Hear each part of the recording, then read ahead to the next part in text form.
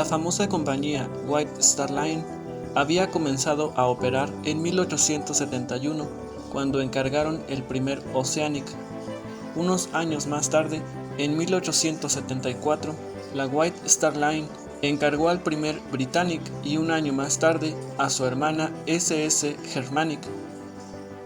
El Britannic mantuvo el récord banda azul en dirección este hasta 1879, cuando lo tomó Arizona de la Guion Line, y el SS Germanic mantuvo el récord banda azul en dirección oeste hasta 1882, cuando lo perdió con otro transatlántico Guion Line, el Alaska.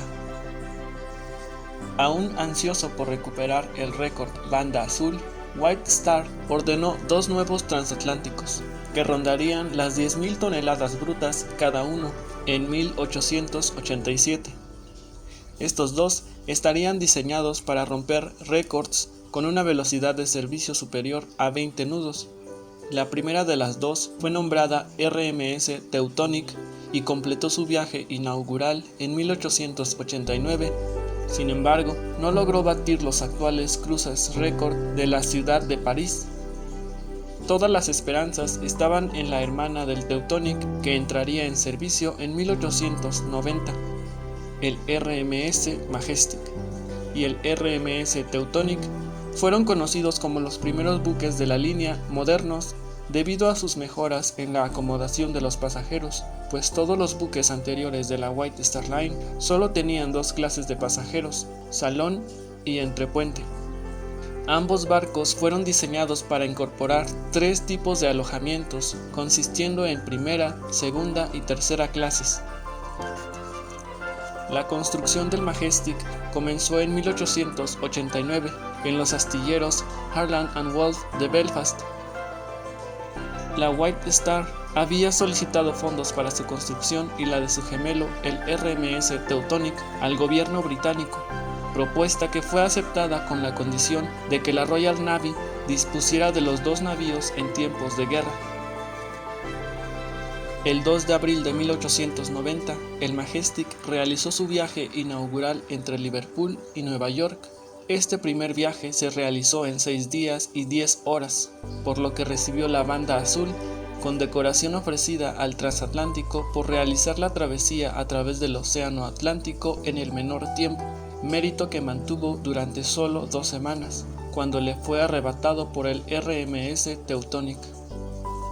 En 1895 es asignado al Majestic Edward Smith, quien años más tarde sería también capitán del RMS Titanic.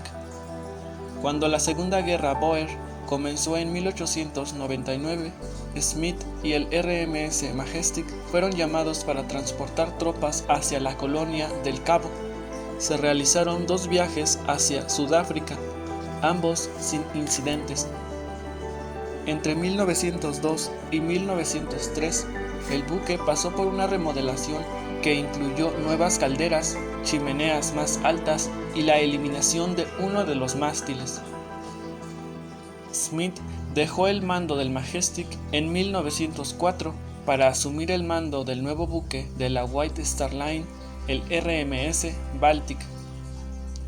Cuando el RMS Olympic entró en servicio en 1911, el Teutonic fue retirado de la ruta con Nueva York para ser transferido a la Dominion Line. De la misma forma, cuando el RMS Titanic entró en servicio en 1912, este reemplazó al RMS Majestic, por lo que fue retirado del servicio con la White Star Line y designado como buque de reserva.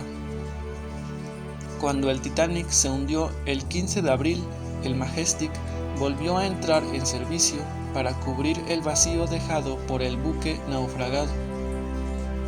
El 17 de octubre de 1913, el Majestic rescató a los supervivientes del velero francés Garonne, que había naufragado. El 14 de enero de 1914, el Majestic hizo su última travesía en el Atlántico Norte, y poco tiempo después, el buque fue vendido por 26.700 euros a la empresa Thomas W. Ward Ltd, llegando a Morecambe, Inglaterra, en el mes de mayo para ser desguazado.